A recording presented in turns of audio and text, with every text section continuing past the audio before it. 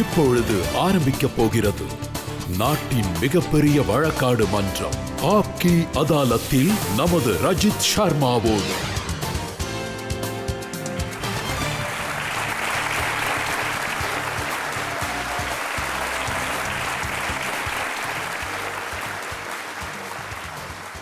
ஆப்கி அதாலத்துல இன்னைக்கு நம்மளோட விருந்தினர் பார்லிமெண்ட்ல தீவிரமா பேசுற ஒரு மெம்பர். இவர் பார்லிமெண்ட்ல எழுந்து நிற்கும் போதே அங்க ஒரு தீவிரமான கலவரம் உருவாகிடும். அவர் மத்தவங்க மேல எவ்வளவு குற்றச்சாட்டுகள் சுமத்துறாரோ அதே மாதிரி அவங்களும் இவர் மேல சுமத்துவாங்க. Please welcome Nishikant Dubey.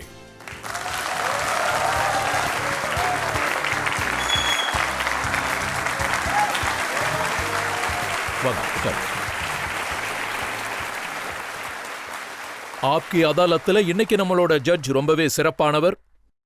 வீரமும் துணிவும் நிறைந்த பரம்பரையை சேர்ந்த முக்கியமான பிரதிநிதி.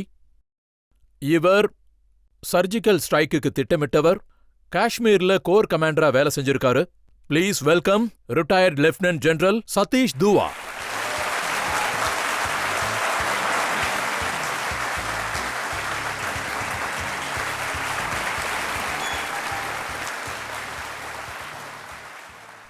ஆப்கி அதாலத்துல இன்னைக்கு நாம குற்றச்சாட்டுகளையும் கேள்விகளையும் ஆரம்பிக்கிறதுக்கு முன்னாடி இன்றைய judge retired lieutenant general Satish Dua அனுமதி கொடுத்தா இன்றைய வழக்க தொடங்கலாம். வழக்க ஆரம்பிக்கலாம். ஜெயஹிந்த். நிஷிகாந்த் துபே மீது குற்றச்சாட்டுகள் ஆரம்பிக்கிறதுக்கு முன்னாடி அவருடைய அரசியல் பயணத்தை ஒரு சிறு பார்வையில பார்த்துட்டு வரலாம். நிஷிகாந்த் துபே நாடாளுமன்றத்தில் மிகவும் சர்ச்சைக்குள்ளான ஒரு நபர். நாடாளுமன்றத்தில் அவர் பேசும் ஒவ்வொரு முறையும் கலகம் ஏற்படும். भारत में संकट आया 2005 से लेकर 2014 तक चाइनीज गवर्नमेंट ने कांग्रेस को पैसा दिया जिसका एफसीआरए लाइसेंस भारत सरकार ने कैंसिल किया. நிஷிகாந்த் துபே முழுமையான தயாரிப்புடன் தான் நாடாளுமன்றத்தில் பேசுவார். அவர் செய்யும் ஆய்விற்கு பிரதம மந்திரி மோடியும் பாராட்டு தெரிவித்திருக்கிறார். ईवीएम कांग्रेस लेकर आई सर.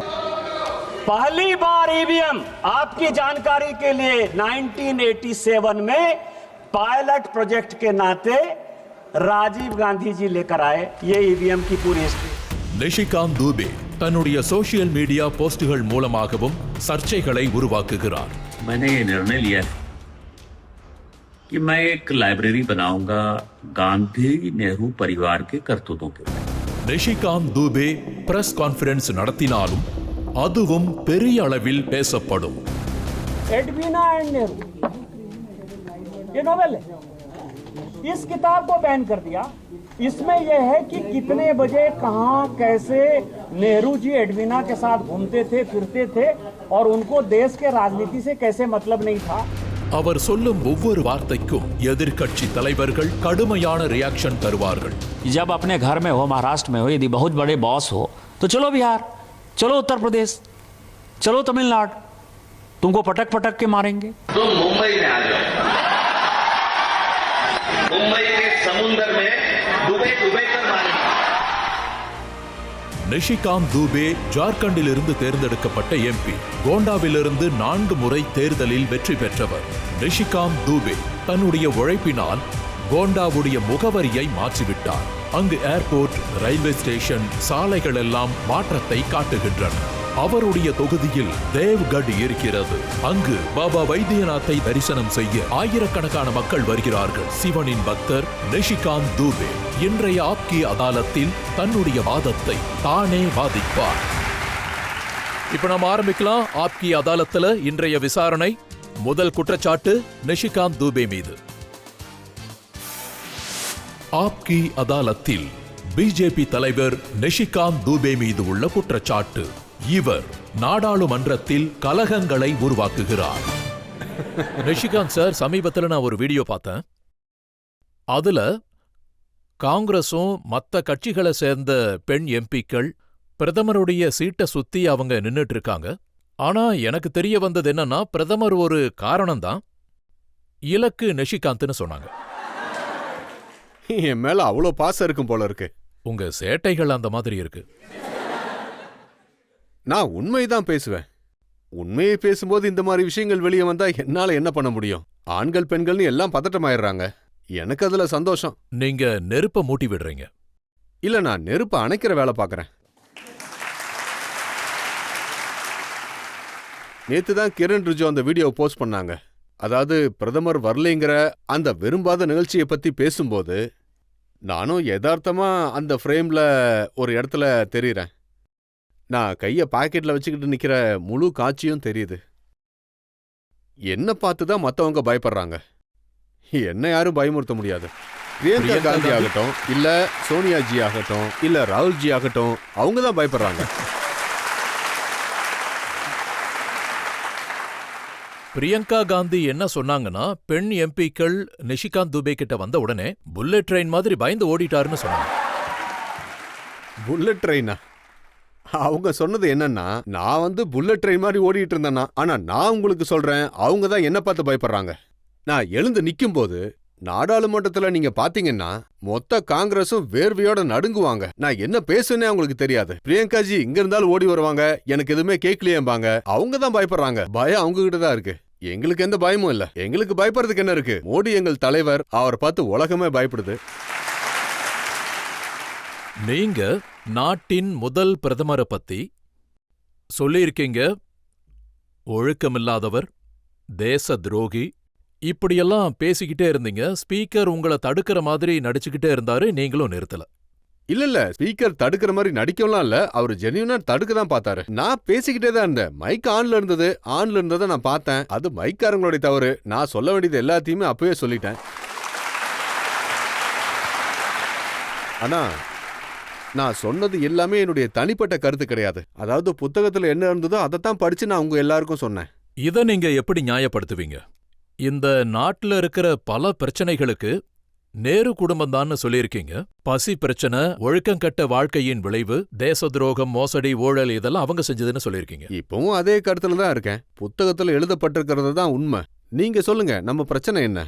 நம்ம முக்கிய பிரச்சனை சீனா. சீனா ஒருபோதும் நம்மளுடைய பார்டரா இருந்ததே இல்ல. பார்டர் ஸ்டேட்டே கிடையாது. ஆங்கிலேயர்கள் போகும்போது நேபாள், பூட்டான், அப்புறம் திபெத்தை நமக்கு ஒரு பஃபர் நாடா கொடுத்துட்டு போனாங்க. சீனா நம்ம வழியிலேயே இல்ல. நீங்க டிபெட்டை ஒத்துக்கிட்டீங்க. டிபெட் சீனாவோட பாகம் ஆன உடனே சீனா நம்ம பார்டர் ஆயிடுச்சு. பாகிஸ்தானோட பிரச்சனை இருக்கு. பிரிவு ஏன் நடந்தது?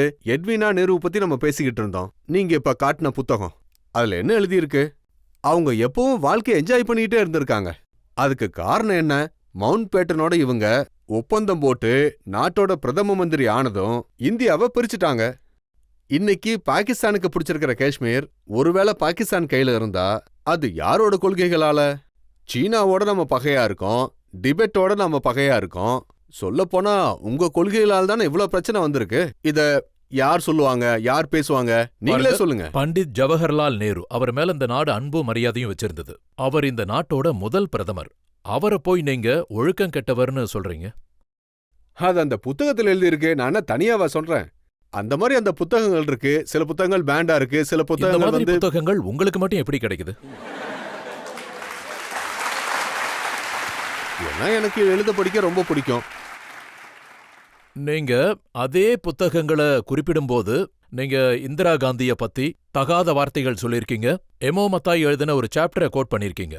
எம்ஓ மத்தாய், இது மக்கள் தெரிஞ்சுக்கணுங்கிறதுக்காக நான் சொல்றேன். 1959ல அவரை வெளியேற்றிருக்காங்க. அவர் நேருஜிக்கு பிஏவா இருந்தாரு. அவர் ஒரு ட்ரஸ்ட உருவாக்குனாரு. அந்த ட்ரஸ்ட அவரு பிர்லாஜி மூலமா தான் பெற்றாரு. இப்ப இருக்கிற 30 ஜனவரி மார்க் அது மத்தாயோட ஆபீஸா இருந்தது. அதோட ட்ரஸ்டி பாத்தீங்கன்னா ராஜ்குமாரி அம்ரித் கௌர், அப்புறம் பத்மஜா நாயுடு இருந்தாங்க. பல எழுத்தாளர்களும் அவங்கள பத்தி பல விஷயங்கள் எழுதியிருக்காங்க. அதுக்கப்புறம் ஊழல் குற்றச்சாட்டுகளை பத்தி பாராளுமன்றத்துல பேசும்போது 1961ல நேரு ஒரு கமிட்டி உருவாக்குறாரு. அதுல விஷ்ணு பிரகாஷ் கேபினட் செக்ரட்டரியா இருக்காரு. அதோட அந்த கமிட்டி ரிப்போர்ட்ல மத்தாய் பிர்லா கிட்ட எவ்வளவு பணம் வாங்கினாரு, மத்தாய்க்கு கொடுக்கப்பட்ட 30 ஜனவரி மார்க் கொடுத்தது, மத்தாய் கட்டின வீடு எல்லாமே நேர்மையோட நடந்துச்சு. எல்லாமே டிரான்ஸ்பரண்டா இருந்தது. மத்தாயோட பெருசு வேற எதுவுமே இல்ல. அப்படி இருக்கும்போது மத்தாயே எழுதியிருக்காரு, நான் 12 வருஷமா இந்திராஜியோட கணவன் மனைவியா வாழ்ந்திருக்கேன் அப்படின்னு. இதுல என்னோட தவறு என்ன இருக்கு? நான் மத்தாய் எழுதுனதான் கோட் பண்ணேன், மக்களுக்கு சொல்லிட்டேன், அதை அவங்க படிப்பாங்க. அந்த ஷீங்கிற சாப்டரை நான் படிச்சேன். ஆனா முராஜி பிரதமரா இருக்கும்போது அவர் அதை வெளியிட பர்மிஷன் கொடுக்கல. இந்திராஜி இந்த நாட்டுக்கு பெரிய பங்களிப்பை கொடுத்திருக்காங்க. இந்த நாட்டுக்காக உயிரை விட்டிருக்காங்க. யாரோ ஒருத்தர் அவங்கள பத்தி அப்படி எழுதுனதுக்காக நான் என்ன கேக்குறேன், மத்தாய்க்கு நீங்க ஒரு நேர்மையான சர்டிபிகேட் கொடுக்கும்போது, மத்தாய் உங்களுடைய ஒரு பகுதியா இருந்தாரு, அவர் பண்ணதெல்லாம் 12 வருஷம் அவர் நேருஜிக்கு பிஎஸ்ஆ இருந்திருக்காரு. 1947ல இருந்து 1959 வரைக்கும். அப்படிப்பட்ட மத்தாய் எழுதுறாரு அப்படின்னா அதை நீங்க டிஃபெண்ட் பண்றீங்க. மத்தாய் மட்டும் இல்ல, தீரேந்திர பிரம்மச்சாரி கதை இருக்கு, தினேஷ் சிங் இருக்காரு. இந்த எல்லா கதையும் பொய்யாக வாய்ப்பு இல்லல்ல. லலித் நாராயண் மிஸ்ரா கொலைய பத்தி இருக்கு. இப்போ சுப்ரீம் கோர்ட்ல கேஸ் நடந்துகிட்டு தான் இருக்கு. இந்த புத்தகத்தை உருவாக்குனவங்க எல்லாரும், நான் இப்போ ஒரு லைப்ரரி உருவாக்குறேன்ல, அதுல மத்தாயோட புக்ஸ் மட்டும் இருக்காது. தினேஷ் சிங் இருக்கும், வீரேந்திர பிரம்மச்சாரி இருக்கும், அதுல லலித் நாராயண் மிஸ்ராவோட புக் இருக்கும். இப்படி பல புத்தகங்கள்ல ஒரு விஷயம் வந்து சேருதுன்னா, நீங்க புத்தகம் எழுதுறவங்கள போய் பிடிங்க, அவங்க மேல எஃப்ஐஆர் போடுங்க. நான் அந்த புத்தகத்துல இருக்கிற விஷயத்தை தான் சொல்றேன். என்னெல்லாம் புத்தகங்கள் நேருஜிக்கு எதிரா, இந்திராஜிக்கு எதிரா, ராஜீவ் காந்திக்கு எதிரா எழுதப்பட்ட எல்லா புத்தகங்களையும் சேகரிப்பீங்களா? சேகரிச்சுக்கிட்டு இருக்கேன். தினமும் வாட்ஸ்அப்ல நிறைய தகவல்கள் வருது. அதனால தான் லைப்ரரி உருவாக்குறேன். ஒரே இடத்துல எல்லா இன்ஃபர்மேஷன்ஸும் கிடைக்கும். ஏன் கிடைக்குதுன்னா, 2014ல நாங்க ஆட்சிக்கு வந்தபோது எல்லாமே சோசியல் மீடியாவில் நடந்தது.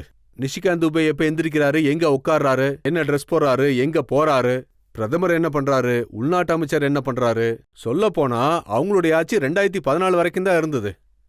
மக்களுக்கு எழுதுற படிக்கிற பழக்கம் குறைஞ்சே போச்சு. மொபைல் அதிகமா பயன்படுத்துறாங்க. அதனால நான் அவங்கள ஊக்குவிக்கிறேன். 1947ல இருந்து 2014 வரைக்குமான வரலாறு படிங்கன்னு சொல்றேன். அதாவது நீங்க எந்த புக்க வேணாலும் படிக்கலாம், படிக்க சொல்லலாம். ஆனா ராகுல் காந்தி ஒரு புத்தகத்துல 4 லைனை படிக்கிறேன்னு சொன்னா படிக்க விட மாட்டேங்கிறீங்க. அப்படி ஒரு புக் இருக்கா?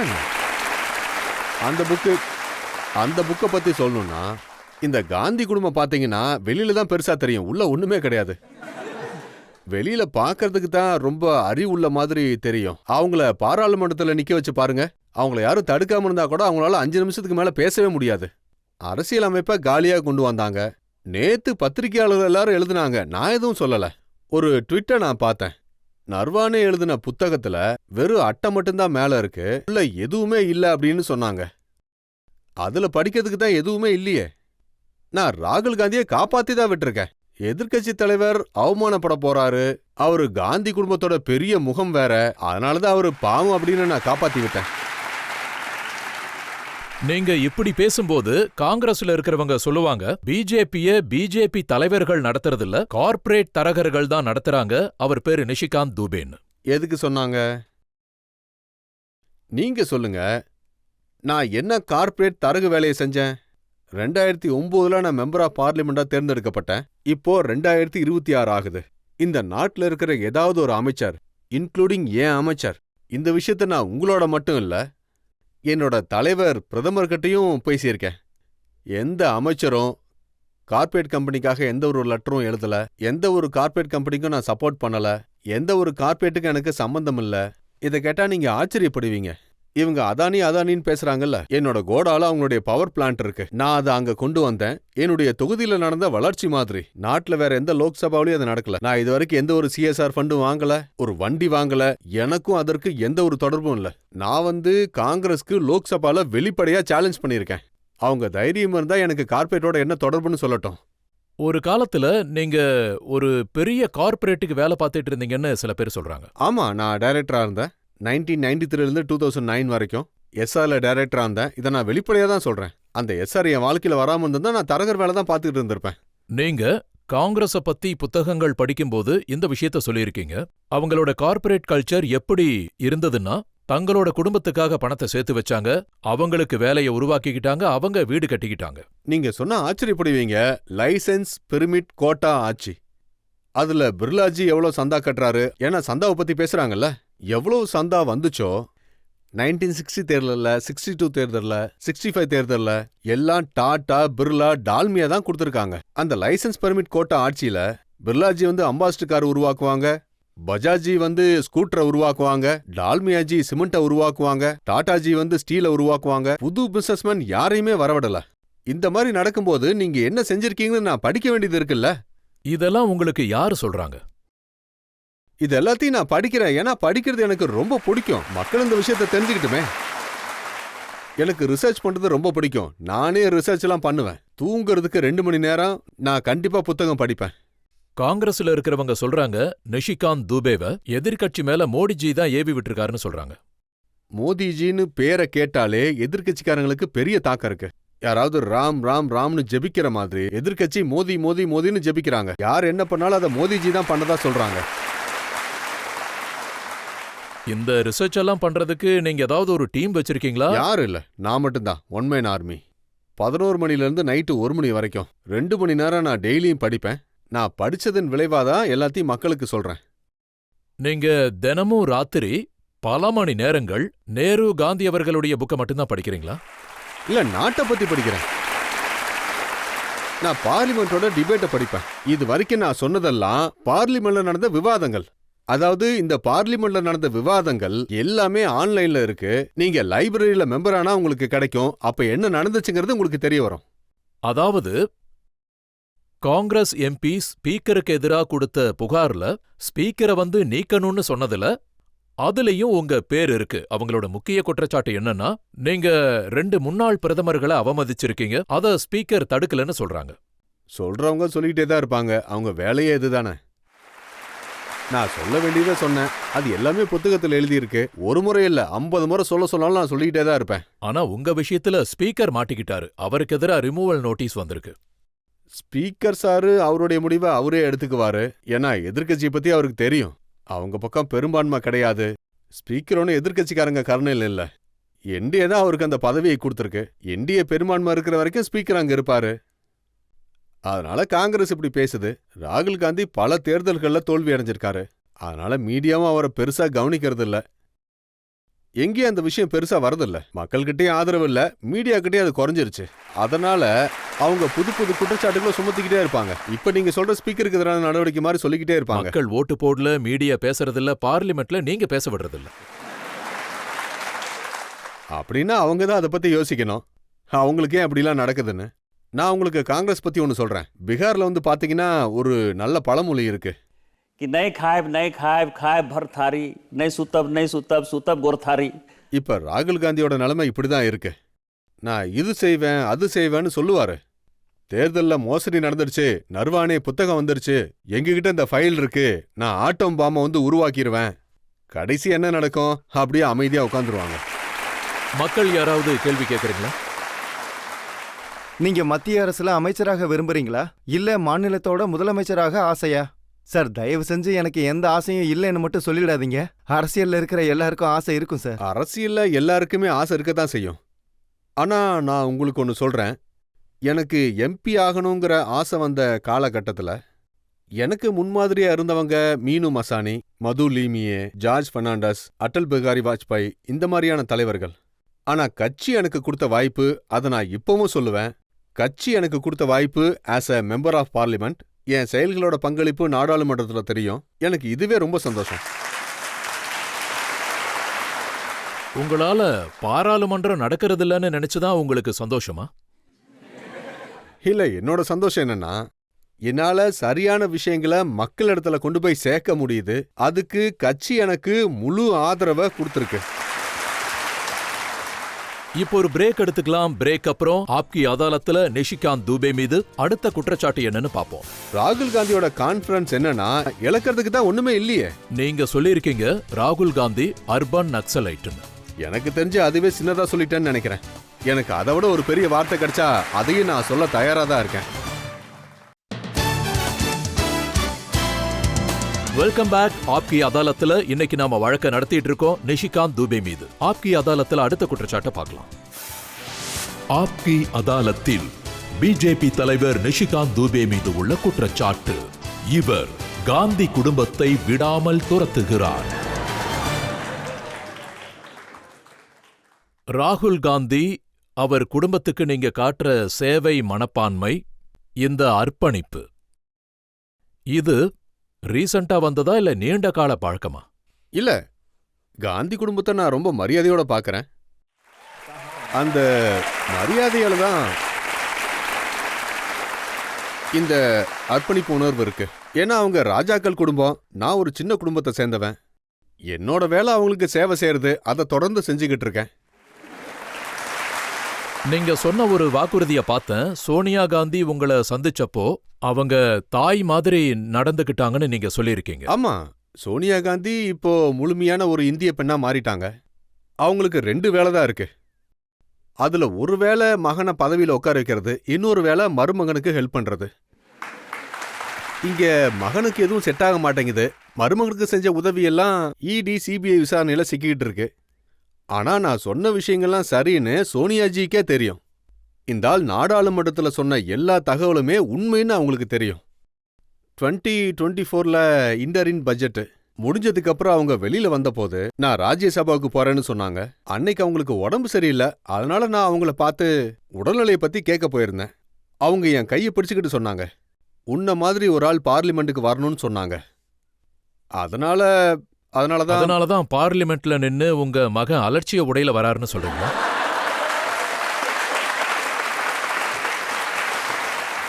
பார்லிமெண்ட்ல இது வரைக்கும் ரெக்கார்ட் இருக்கு. நான் பார்லிமெண்ட்டை ஒரு அரை மணி நேரம் மட்டும்தான் மிஸ் பண்ணிருக்கேன். ஆனா நான் பைஜாமா குர்தா போடாம பார்லிமெண்ட் பக்கம் கூட போனதில்ல. ஏன்னா சுதந்திர போராட்டத்துல நிறைய பேர் தியாகங்கள் பண்ணியிருக்காங்க. அவங்க ஆத்மாக்கள் வேதனைப்படும். நான் இந்த நாளுக்காக தான் காத்துக்கிட்டு இருந்தேனா? சுதேசிக்காக பேசினாங்க, காந்திஜிக்காக பேசினாங்க, ஜர்காக்காக பேசினாங்க. அப்படி இருக்கும்போது கிழிஞ்சு போன ஒரு பேண்ட்டை போட்டுக்கிட்டு ஒரு டிஷர்ட்டை மாட்டிக்கிட்டு வந்து சொல்லுவாங்க, நான் தான் வருங்கால பிரதமர்னு சொல்லுவாரு. அதோட அவர் கூட இருக்கிற ஆளுங்க சுர்ஜேவாலால இருந்து கேசி வேணுகோபால் வரைக்கும் பார்லிமெண்ட்ல கத்திக்கிட்டு இருப்பாங்க, இவர்தான் வருங்கால பிரதமர்னு. வருங்கால பிரதமர்னு அந்த மாதிரி அலட்சியமா உடையெல்லாம் போடக்கூடாது. இதைத்தான் நான் சொன்னேன். அப்போ அவங்களும் சொன்னாங்க, நிஷிகாந்த் லூயிஸ் வித்தோனோட டிஷர்ட், அர்மானி சூட் இதெல்லாம் போடுறாருன்னு. நான் ஒரு ஏழைன்னு நான் உங்ககிட்ட எப்ப சொன்னேன்? அதெல்லாம் போட மாட்டேன்னு எப்ப சொன்னேன்? நான் அந்த உடையில நாடாளுமன்றத்துக்கு தான் வரக்கூடாதுன்னு சொன்னேன். நானும் அந்த மாதிரிலாம் போட்டுக்கிட்டு எல்லாம் போக மாட்டேன். இது நாடாளுமன்றத்தோட மரியாதையை காப்பாற்ற வேண்டிய விஷயம். உங்க தனிப்பட்ட வாழ்க்கையில எப்படி வேணாலும் இருங்க, அதுல யாருக்கு எந்த பிரச்சனையும் இல்ல. ஆனா நாடாளுமன்றத்தோட டிக்னிட்டி என்ன? நீங்க எதிர்க்கட்சியில இருக்கீங்க. நீங்க உடைய பத்தி மட்டும் பேசுறதில்ல, அவங்களோட முழு வாழ்க்கைய பத்தியே பேசியிருக்கீங்க. ராகுல் காந்தி ஒரு அர்பன் நக்சலைட்னு சொல்லியிருக்கீங்க. நீங்க எனக்கு ஒரு விஷயத்த சொல்லுங்க. எலெக்ஷன் கமிஷன் மேல சந்தேகம், நீதித்துறை மேல சந்தேகம், அமைச்சக அமைப்புகள் மேல சந்தேகம், பிரதமரை ஒரு முறை கூட பிரதமரா ஏத்துக்கல. முழு ஜனநாயகத்து மேலேயே நீங்க சந்தேகத்தை உருவாக்குனா, அதுக்கப்புறம் அவரு சுற்றுலா போகும்போது வியட்நாம், கம்போடியா, பஹ்ரைன் நாடுகளுக்கு போறாங்க. அதுக்கப்புறம் யுஎஸ்ஏ, ஃபோர்டு ஃபவுண்டேஷன், அப்புறம் சோரஸ் ஃபவுண்டேஷன், சாம் பித்ரோதாவோட நிகழ்ச்சிகள்ல கலந்துக்கிறாங்க. அங்கிருந்து வந்து அதுக்கப்புறம் ஒரு அஜெண்டாவை செட் பண்ண பாக்குறாங்க. ஆர்மிக்கு எதிராக அக்னிவீரை பத்தி பேசுறாங்க. இந்த நாட்டுல அமைதியை கெடுக்கிற மாதிரியான ஒரு நிலையை உருவாக்க பார்த்தா அவங்கள அர்பன் நக்சலைட்னு சொல்லாம வேற என்ன சொல்லுவாங்க? என்ன கேட்டா அதுவும் ஒரு சின்ன வார்த்தை தான். எனக்கு அதை விட ஒரு பெரிய வார்த்தை கிடைச்சா அதையும் நான் சொல்ல தயாரா தான் இருக்கேன். இந்த நாட்டை கிட்டத்தட்ட 50 வருஷத்துக்கு மேல ஆட்சி செஞ்ச கட்சி. ராகுல் காந்தியும் 10 வருஷமா அந்த கட்சியில முக்கிய பங்கு வகிச்சிருக்காரு. அவரை போய் இந்த நாட்டை பிரிக்க நினைக்கிறாரு, இந்த நாட்டோட பகையாளின்னு சொல்றீங்க. உங்களுக்கு அப்படி தோணலையா? ஆர்மியில அக்னிவீர் திட்டத்தின் மூலமா இளைஞர்கள் சேர்க்கப்படுறாங்க. அவங்கள நீங்க தூண்டுறதும் கோவப்படுத்துறதும் செஞ்சா, அதாவது நம்ம பிரதமர், அதாவது நீங்க எடுத்துக்கிட்டீங்கன்னா மிக அதிகமான அளவுல உலகத்திலேயே மிகப்பெரிய மதிப்பு, மரியாதை நம்ம பிரதமருக்கு கிடைச்சிருக்கு. அந்த பிரதமருடைய காரணத்தினாலதான், அதாவது இன்னைக்கு உலகம் முழுவதும் G20 ஆகட்டும், G7 ஆகட்டும், எங்க போனாலும் ஒருத்தர் சொல்லுவாங்க பிரதமர் என் நண்பர். ஈவன் ட்ரம்ப் மாதிரியான ஆட்களும் இவர் என்னுடைய நண்பர்னு அடிக்கடி சொல்லுவாங்க. ஆனா இவங்க நரேந்திர சரண்டர்னு சொல்லிக்கிட்டு இருக்காங்க. நீங்க இந்த மாதிரிலாம் அலட்சியமா பேசிக்கிட்டு பார்லிமெண்ட்ல நின்னு சிவனை பத்தி பேசுறது, முத்ரா பத்தி பேசுறது. ஆனா உங்களுக்கு இந்த விஷயமே தெரியாது. முத்ராங்கிறது 7 இல்ல, அது 16 கலைகள். அதாவது ராணி, பட்ராணி, மகாராணி, கிருஷ்ணா, கீதா, ராமாயணத்தை பத்தின எந்த அறிவும் கிடையாது. அப்புறம் ஜாதியை பத்தி கேட்பாங்க. நீங்க எந்த ஜாதியை சேர்ந்தவங்கன்னு கேட்பாங்க. 2014 வரைக்கும் நீங்க ஆட்சி செஞ்சிருக்கீங்க. உங்களுக்கு தெரியாதா எவ்வளவு அதிகாரிகள் SC, ST, OBC, எவ்வளவு பத்திரிகையாளர்கள் SC, ST, OBCன்னு? இந்த நாட்டை தூண்டுறத பத்தி நீங்க பேசிக்கிட்டு இருக்கீங்க.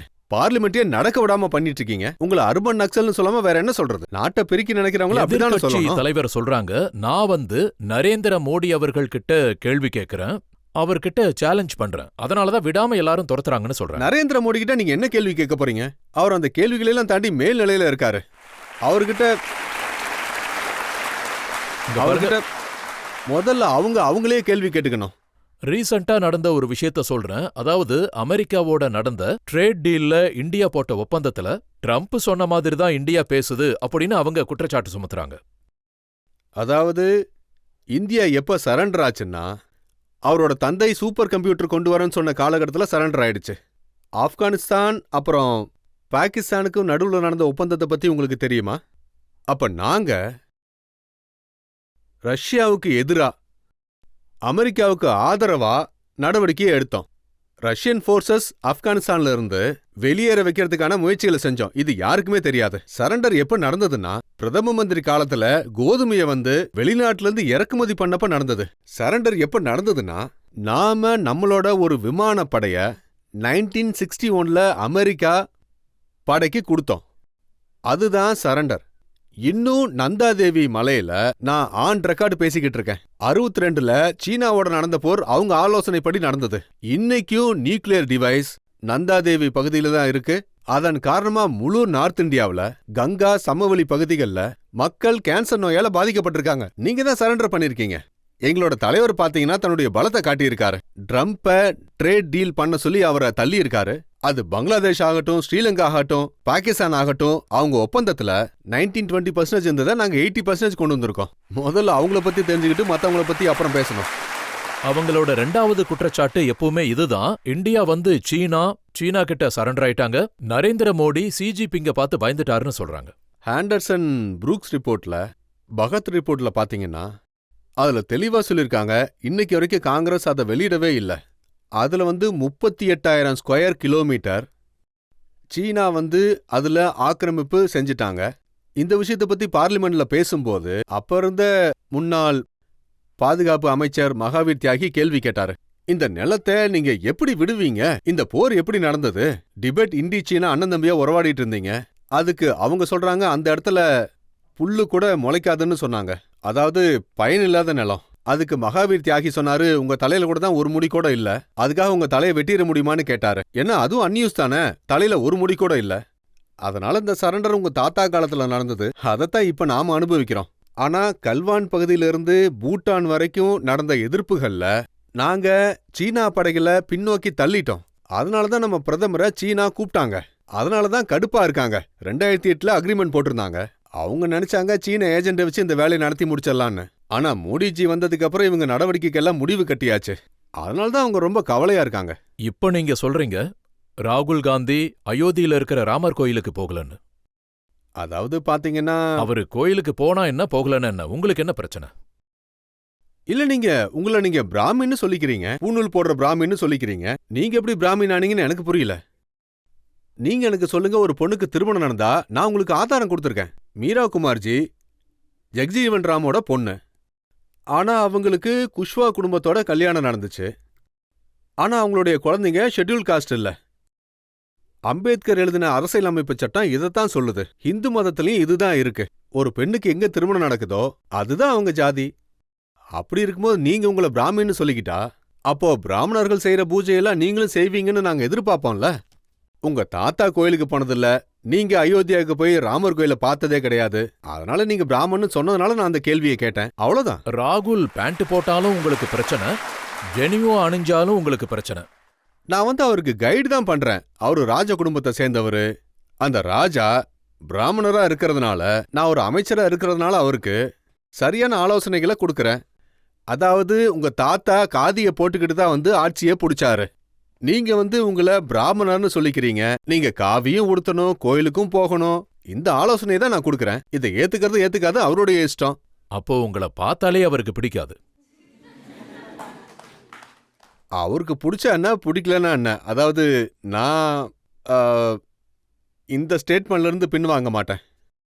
ஆனா பிரியங்கா காந்திக்கு உங்களை ரொம்ப பிடிக்கும்னு எனக்கு தெரிய வந்தது.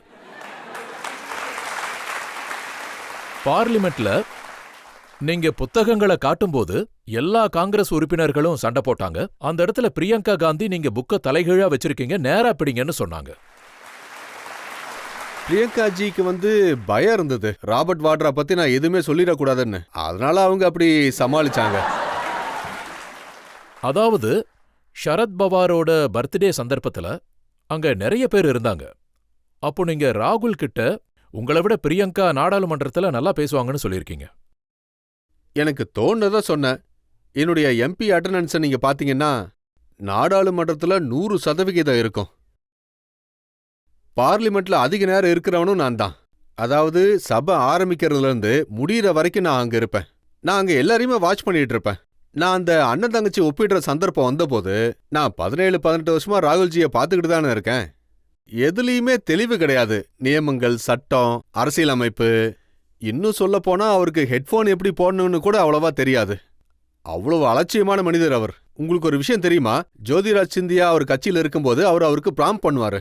ஆனா பிரியங்கா காந்தி அவரோட கான்ஃபிடென்டா பேசுறாங்க. இதெல்லாம் ஒப்பிட்டு தான் நான் அப்படி சொன்னேன். அதை கேட்டு அவருக்கு கோவம் வந்துருச்சு. அவர் தங்கை மேலே அவர் கோவப்படுறாரு. அப்படி இருக்கும்போது அவர் காங்கிரஸ் எப்படி காப்பாத்துவார்னு பாருங்க.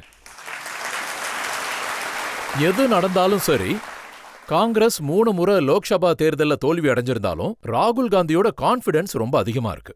ராகுல் காந்திக்கு கான்ஃபிடன்ஸ் அதிகமா இருக்குன்னா அவர்கிட்ட இழக்கிறதுக்கு எதுவுமே இல்லையே. மக்கள் ஆதரவே இல்லாதப்போ கான்ஃபிடன்ஸ் இருக்கதானே செய்யும். மக்கள், நீங்க ஏதாவது கேள்வி கேட்கறீங்களா? சார், நீங்க இப்போ ஒரு விஷயம் சொன்னீங்க. சோனியா காந்திஜி ராகுல் காந்திஜிய ஆட்சியில உட்கார வைக்கணும்னு நினைக்கிறாங்கன்னு. என்னோட கேள்வி என்னன்னா, அதுல என்ன தவறு இருக்கு சார்? ஒரு தாய் தன்னோட மகனை அரசியல்ல உட்கார வைக்கணும்னு நினைக்கிறாங்க. நீங்களும் உங்க பையனை ஒரு நிலையான இடத்துல இருக்கணும்னு நினைப்பீங்கல்ல? இல்ல, நான் அரசியலுக்கு வர வைக்க மாட்டேன். அவன் தன்னுடைய வேலையை செய்யணும். ராஜாவோட மகன் ராஜாதான் ஆகணுமா என்ன? ஆனா அவரோட கேள்வி ஜென்யூனா இருந்தது. ஒருவேளை சோனியா காந்தி தான் மகனை அரசியல்ல உட்கார வைக்க நினைக்கிறாங்கன்னா, இந்திரா காந்தி முதல்ல சஞ்சய் காந்தி உட்கார வச்சாங்க, அப்புறம் ராகுல் காந்தி, நேரு அவர்கள் இந்திரா காந்தி உட்கார வச்சாங்க. இது குடும்ப அரசியல். இதுல என்ன ப்ராப்ளம்? பிரச்சனையே அதுதானே. இது ஜனநாயகத்துல புது ராஜதந்திரமா இருக்கு. அதுக்காக எங்களை மாதிரி சின்ன குடும்பத்துல இருந்து வர்றவங்களை தடுப்பாங்களா என்ன? நான் ஒரு சின்ன கிராமத்துல இருந்து சின்ன குடும்பத்துல இருந்து வந்தவன். நான் என்னோட போராட்டத்தை நடத்திக்கிட்டு இருக்கேன். எங்க கிராமம் ஏழைகள், விவசாயிகள், பெண்கள், குழந்தைகள், பெரியவங்கன்னு எல்லாரும் உரிமைக்காக போராடிக்கிட்டு இருக்கோம். பிரதமர் எங்க கூட நிக்கிறாரு. காங்கிரஸ்க்கும் பிஜேபிக்கும் இடையில இருக்கிற போராட்டமே அதுதான். சொன்னீங்க சோனியா காந்தி அவங்களோட மகனை ஆட்சியில் உட்கார வைக்க பாக்குறாங்கன்னு. அப்போ காங்கிரஸ் சேர்ந்தவங்க என்ன சொன்னாங்க தெரியுமா? இவர் தான் ஒய்ஃபை ஆட்சியில் உட்கார வைக்க பாக்குறாரு. 2009 அவர் மனைவியோட சொத்து மொத்தம் 50 லட்சம் மட்டும்தான் இருந்தது. ஆனா 2024 வரும்போது 31 கோடிக்கு சொந்தக்காரரா மாறிட்டாங்க. நான் ஒரு பிரஸ் கான்ஃபரன்ஸ் நடத்தினேன். அதுல நான் காங்கிரஸ் மேல ரொம்ப கோபமா இருக்கேன்னு சொன்னேன். ஏன்னா இதுக்கு முன்னாடி என் மேலேயோ இல்ல என் குடும்பத்து மேலேயோ நல்ல பேரும் அபிப்பிராயமும் இருந்தது. என்கிட்ட பல கோடி இருக்குன்னு எஸ்ஆர்ல இருந்து வந்ததுனால நிறைய கோடிகள் வச்சிருப்பேன்னு. ஆனா காங்கிரஸ் ஒரு பிரஸ் கான்ஃபரன்ஸ்ல இத்தனை வருஷத்துல என்கிட்ட வெறும் 30 கோடி தான் இருக்குன்னு சொன்னாங்க. அதை கேட்டு சில நண்பர்களே என்கிட்ட பேசுறதே நிறுத்திட்டாங்க. ஏன்னா அவங்க ஏழைன்னு நினைச்சிட்டாங்க. ஆனா நான் சொல்ல வர்றது என்னன்னா, லோக்பாலோட ஜட்ஜ்மெண்ட் வந்தது. அதுல என்னுடைய மனைவி அவங்க நிஃப்ட் கிராஜுவேட். அவங்க எங்களுடைய திருமணத்துக்கு முன்னாடியே அவங்க மேங்கோ, ஜாரா போன்ற கம்பெனிக்கு சப்ளை பண்ணிக்கிட்டு இருந்தாங்க. அதுக்கப்புறம் 2009 இருந்து இன்னைக்கு வரைக்கும் என்னுடைய சொத்துல எந்த அதிகரிப்பும் கிடையாது. ஒருவேளை மார்க்கெட் வேல்யூ அதிகரிச்சிருந்தா அதை குறிப்பிடுறதுல எந்த தவறும் இல்லைன்னு நான் நினைக்கிறேன். அதனால லோக்பாலோட ஜட்ஜ்மெண்ட்டும் வந்துருச்சு. ஆனா காங்கிரஸ் எனக்கும் என் குடும்பத்துக்கும் பெரிய அநியாயம் பண்ணிருக்காங்க. இப்ப நான் வெளிப்படையா சொல்ல வேண்டிய நிலைமைக்கு வந்துட்டேன். சில பினாமி சொத்துக்கள் இருக்கலாம், அதை நான் டிஸ்க்ளோஸ் பண்ணி சொல்லணும். காங்கிரஸ் சொல்றத நம்பாதீங்க. வெறும் 30 கோடியில ஏன்னா என்கிட்ட 300 கோடி ரூபாய் இருக்கும். இப்படி ஒரு விஷயத்த சொல்ற ஒரே எம்பி நீங்க மட்டும்தான் இருப்பீங்க. இல்ல, எனக்குன்னு ஒரு ஸ்டேட்டஸ் இருக்கணும்ல, அப்புறம் என்ன பண்றது? இப்போ ஒரு பிரேக் எடுத்துக்கலாம். பிரேக் அப்புறம் ஆப்கி அதாலத்துல நிஷிகாந்த் தூபே மீது உள்ள அடுத்த குற்றச்சாட்டு என்னன்னு பார்க்கலாம். யாராவது என் மேல தவறான குற்றச்சாட்டு சுமத்தினா, தவறான முறையில தாழ்ந்த நிலையில தாக்குதல் செய்ய முயற்சி பண்ணா, நான் கங்கை கரையில வளர்ந்த ஆளு. ஒன்னு அவன் உயிரோடு இருக்கணும், இல்ல நான் உயிரோடு இருக்கணும். என் வாழ்க்கையோட முக்கிய கொள்கை இதுதான்.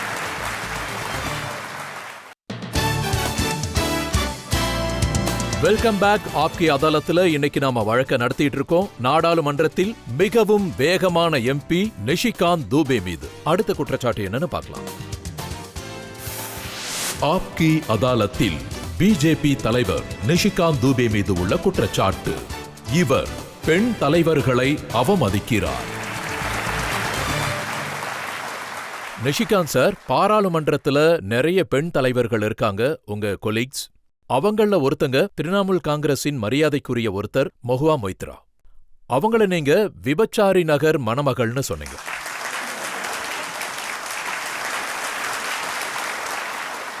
அதாவது பாத்தீங்கன்னா இந்த நாட்டுல இப்போ அதாவது என்ன பிரச்சனைனா மக்களுக்கு இப்போ ஹிந்தியில சரியா சிந்திக்க முடியல, பேச தெரியல, படிக்க தெரியல.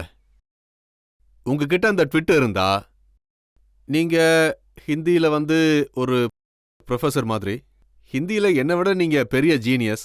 நான் முழுசா படிச்சு படிங்க காட்டிடுறேன். படிங்க முழுசா படிங்க. பெரியவர்களையும் சிறியவர்களையும் மதிக்கத் தெரியாத பெண், குறிப்பாக சிதைந்த மனநிலையால் பாதிக்கப்பட்ட பெங்காலிலிருந்து வந்த ஒரு பெண் எம்பி மற்றும் என் ஜார்க்கண்டில் இருக்கும் சிதைந்த மனநிலையுடைய ஒரு எம்எல்ஏ. இவர்களைப் பற்றி யாரும் தாழ்ந்த கருத்துக்களை சொல்ல வேண்டாம் என்று கேட்டுக்கொள்கிறேன். நம் சமூக வரலாறில் விபச்சாரி நகரத்துக்கு கூட மரியாதை கொடுக்கப்பட்டது. நடந்தது என்னன்னா, பிரஸ் கான்ஃபரன்ஸ்ல என்ன பிட்புல்னு சொல்லி திட்டுறாங்க, இன்னும் சில பேர் இன்னும் பல வார்த்தைகளை திட்டுறாங்க. அதனால எங்க கட்சிக்காரங்க அவங்க வாய்க்கு வந்தபடி திட்ட ஆரம்பிச்சாங்க. ஒருத்தர் அவங்க, இன்னொருத்தர் எங்க பகுதியில் இருக்கிற ஒரு எம்எல்ஏ, அவங்க ஜார்க்கண்டோட அமைச்சர். அப்படி இருக்கும்போது எல்லா பக்கமும் சரியான நடவடிக்கை இருக்கணும். நான் எம்பி, நீங்க எம்எல்ஏ, வயசுலயும் நான் பெரியவன். அவங்க திட்ட ஆரம்பிச்சதும் எனக்கு அப்படி தோணுச்சு, இது தவறு. यत्र नार्यस्तु पूज्यन्ते रमन्ते तत्र देवता. பெண்களுக்கு மரியாதை கொடுக்கணும். பெண்கள் நமக்கு தாயா, சகோதரியா, மகளா இருக்காங்க. அதனால நான் அந்த ட்வீட்டை வேணும்னு தான் எழுதினேன். ஆனா எங்க இடத்துல இவங்க எம்எல்ஏவும் எம்பியும் தான்.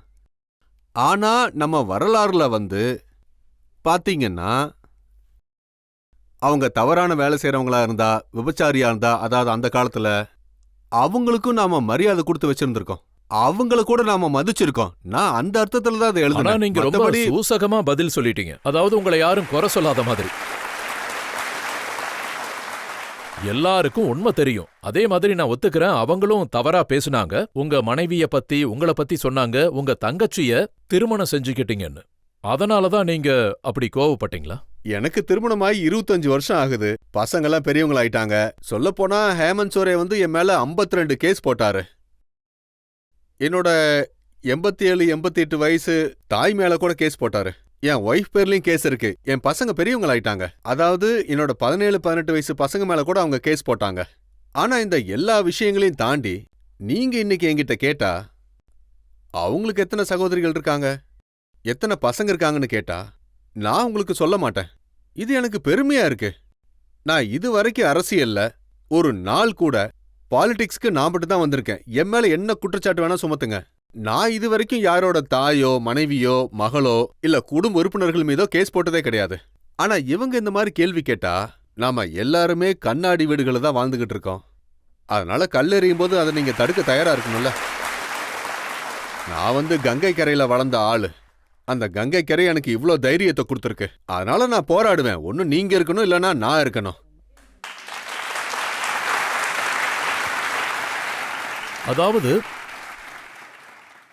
அதாவது எம்எல்ஏ, ஜார்க்கண்டோட எம்எல்ஏ தீபிகா சொன்னாங்க, இதை விட எங்களை விபச்சாரின்னே சொல்லியிருக்கலாம்னு சொல்லியிருக்காங்க. அது அவங்களுடைய வளர்ப்பு முறையா இருக்கலாம். எங்களுடைய வளர்ப்பு முறை என்னன்னா, நான் உங்களுக்கு ஒரு பாடம் சொல்லி கொடுத்தேன். நான் உங்களை மரியாதையோட பார்க்கறேன். நீங்களும் மரியாதையான வார்த்தைகளை பயன்படுத்துங்க. நானும் அதே மாதிரி மரியாதையான வார்த்தைகளை பயன்படுத்துறேன். அவங்க என்ன சொன்னாங்கன்னா, நிஷிகாந்த் துபேக்கு கோபம் வந்ததுக்கு காரணம் அவரோட எம்பிஏ டிகிரி பொய்ன்னு சொன்னதுனாலதான் சொல்றாங்க. இப்போ நீங்களே புரிஞ்சுக்கோங்க, இந்த விஷயத்துல எஃப்ஐஆரும் போடப்பட்டிருக்கு. சரி, நீங்க முதல் முறை கேட்டிருக்கீங்க. எனக்கு ஒரு முறை தெளிவா சொல்றதுக்கு வாய்ப்பு கிடைச்சிருக்கு. இந்த விஷயத்தை பத்தி ஜார்க்கண்ட் அரசு எஃப்ஐஆர் போட்டிருக்காங்க. விசாரணையும் நடந்துச்சு. சார்ஜ் ஷீட்டும் சமர்ப்பிக்கப்பட்டுச்சு. ஹைகோர்ட்ல எஃப்ஐஆரும் சார்ஜ் ஷீட் ரெண்டுமே வச்சிருந்தாங்க. அவங்க சுப்ரீம் கோர்ட் போனாங்க. என் மேல நடந்த கேஸ்ல ஜார்க்கண்ட் அரசு வக்கீல்களுக்காக 60-70 கோடி ரூபாய் செலவு பண்ணிருக்காங்க. அதுக்கப்புறம் சுப்ரீம் கோர்ட்லயே செக் பண்ணி பார்த்துட்டு எல்லாம் சரியா இருக்குன்னு சொல்லிட்டாங்க. நான் 2019லயும் என்னுடைய பிரமாண பத்திரத்தை தாக்கல் செஞ்சேன். 2014லயும் செஞ்சிருக்கேன். ஆனா அதை விட எதிர்க்கட்சிகள் சொல்றதுதான் சரின்னு சொன்னா என்னால என்ன பண்ண முடியும்? சுப்ரீம் கோர்ட் மேலே உங்களுக்கு நம்பிக்கை இல்ல. நீங்க விஷயத்தை திருப்பி விடுறதுல கை தேர்ந்தவருங்கிறதுல சந்தேகம் இல்ல. இந்த குற்றச்சாட்டுகளோட அடிப்படையில மஹுவா மோத்ரா சொன்னாங்க, இவரை பார்லிமெண்ட்ல இருந்து எக்ஸ்பெல் பண்ணணும்னு. ஆனா நீங்க மஹுவா மோத்ராவை பார்லிமெண்ட்ல இருந்து எக்ஸ்பெல் பண்ணிட்டீங்க. நான் தான் உங்களுக்கு முன்னாடியே சொன்னனே, அதாவது யார் என்கிட்ட சண்டை செய்ய வர்றாங்களோ தவறான முறையில பொய் குற்றச்சாட்டுகளோட தாழ்ந்த முறையில தாக்குதல் நடத்தினா நான் கங்கை கரையில வளர்ந்த ஆளு. ஒன்னு அவங்க உயிரோடு இருக்கணும், இல்ல நான் உயிரோடு இருக்கணும். இதுதான் என் வாழ்க்கையோட முக்கிய கொள்கையே. அதனாலதான் நீங்க குற்றச்சாட்டை சுமத்தி இருக்கீங்க. அவங்க கிஃப்ட் வாங்கிட்டு பணம் வாங்கிட்டு பார்லிமெண்ட்ல கேள்வி நான் கேட்டாங்க. குற்றச்சாட்டு சுமத்தல, ப்ரூஃப் பண்ண. பார்லிமெண்ட்ல இருந்து அவங்கள நீக்கிட்டாங்க, சுப்ரீம் கோர்ட் ஏத்துக்குச்சு, லோக்பால் ஜட்ஜ்மெண்ட்டும் வந்துருச்சு. இன்னும் கொஞ்ச நாள்ல சார்ஜ் ஷீட்டும் ஃபைல் ஆயிடும். சார்ஜ் ஷீட் ஃபைல் ஆயிடுச்சுன்னா 7 வருஷம் அவங்க ஜெயிலுக்கு போயிடுவாங்க. அப்புறம் 6 வருஷம் வரைக்கும் தேர்தலில் போட்டி போட முடியாது. 15 வருஷம் அவங்க வாழ்க்கையே வேஸ்டா போயிடும். அப்போ உங்களை எதிர்க்கிறது ரொம்ப ஆபத்து.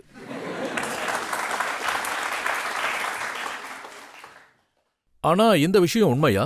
உங்களுக்கு கிடைச்ச இன்ஃபர்மேஷன் ஒரு வக்கீல் மூலமா வந்தது. அந்த வக்கீல் அவங்களோட நெருங்கிய உறவுல இருந்தாரு. அந்த வக்கீல் அவங்கள ஏமாத்திட்டு அந்த பேப்பர்ஸ் உங்களுக்கு கொடுத்தாராமே. யார் யாரை ஏமாத்துனாங்கிறது வக்கீல் சொல்ல வேண்டிய விஷயம். ஆனா நான் தனிப்பட்ட தகவல்கள் மேல பெருசா நம்பிக்கையை வைக்கிறதே கிடையாது. ஆனா என்கிட்ட பல இன்ஃபர்மேஷன்ஸ் வந்துகிட்டே இருக்கும். நான் எனக்கு கிடைச்ச சொந்த தகவல்களை வச்சுக்கிட்டு எனக்கு என் ரிசர்ச் மேல நிறைய நம்பிக்கை இருக்கு. அஸ் அ மெம்பர் ஆஃப் பார்லிமெண்டா முதல்ல எனக்கு நானே கேள்விகள் கேட்டுப்பேன். அதை தாண்டி எங்ககிட்ட அரசுகிட்ட இமெயிலோட தகவல்கள் இருக்கு.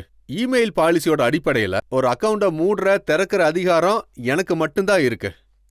தர்ஷன் ஹீரானந்தானி ஒரு பெரிய பிசினஸ்மேன். அதாவது ஹீரானந்தானி பில்டர்ஸ். அவருக்கும் மொஹுவா மைத்ராவுக்கும் நல்ல நட்பு இருந்தது. அவங்களுடைய பாஸ்வேர்டு, அக்கவுண்ட், இமெயில், கொஷன், அதாவது என்ன கேள்விகள் கேட்கப்படும், என்ன கேள்விகள் கேட்கக்கூடாது. தர்ஷன் ஹீரானந்தானி அவருடைய எதிர்களை பார்த்து கேட்கக்கூடிய கேள்விகளை அதெல்லாத்தையும் மொஹுவா மொய்த்ரா கேட்பாங்க. அதுக்கு பதிலா அவங்களுக்கு கிஃப்ட் கிடைக்கலாம், அதாவது வெளிநாடு போறதுக்கு. அதெல்லாம் நிரூபிக்கப்பட்டாச்சு. அப்பதான் தர்ஷன் ஹீரானந்தானிய பத்தி நான் தெரிஞ்சுக்கிட்டேன். அதுக்கப்புறம் தர்ஷன் ஹீரானந்தானி ஜிக்கு நான் மெசேஜ் அனுப்புனேன், உங்களுக்கு எதிராக அந்த குற்றச்சாட்டுகள் வந்திருக்கு, அதுக்கு என்ன பதில்னு. அவர் அதுக்கு எதுவுமே தெரியாதுன்னு சொல்லிட்டாரு. அதுக்கப்புறம் என்னாச்சுன்னா மொஹுவா மொய்த்ரா சொல்லியிருக்காங்க நிஷிகாந்த் தூபேவை நான் பாத்துக்கிறேன் அப்படின்னு. நான் நட்பு ரீதியா அந்த விஷயத்த அவர்கிட்ட சொல்லலான்னு நினைச்சேன். அதுக்கப்புறமும் அவர் தப்பிக்கிறதுக்கு முயற்சி பண்ணாரு. மொஹுவா மைத்ராவுக்கும் அவருக்கும் எந்த தொடர்பு இல்லைன்னு சொல்றாரு. அப்புறம் நடக்கிற எல்லாத்தையும் மொஹுவா மைத்ரா கிட்ட போய் சொல்றாரு. அதுக்கப்புறம் நான் எத்திக்ஸ் கமிட்டி கிட்ட போனேன். சோ அதுக்கப்புறம் எல்லாருக்கும் அந்த வரலாறு என்னன்னு தெரியும். அவருடைய உறுப்பினர் நிலையே நீக்கப்பட்டாச்சு.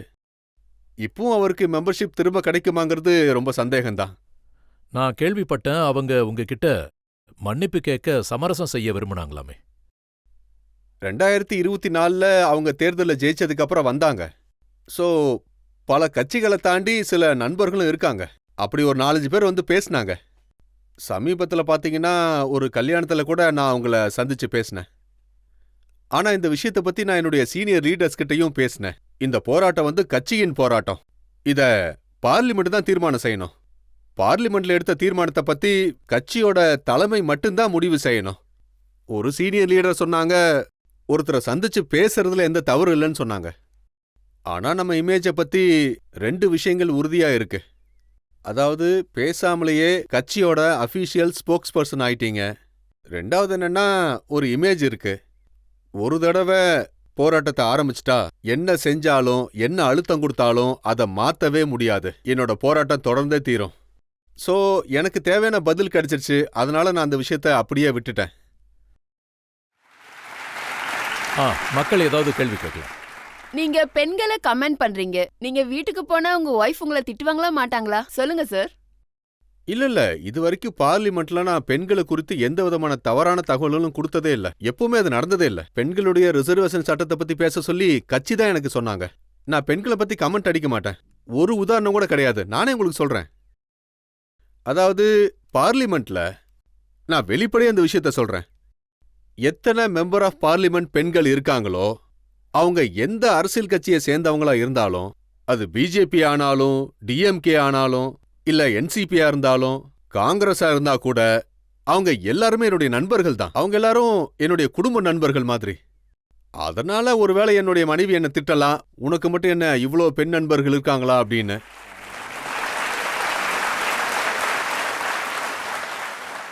நீங்க பெண்களை தவறா பேசுறதில்லன்னு சொல்றீங்க. ஆனா காங்கிரஸ் பேச்சாளர் இருக்காங்க சுப்ரியா ஸ்ரீனித்.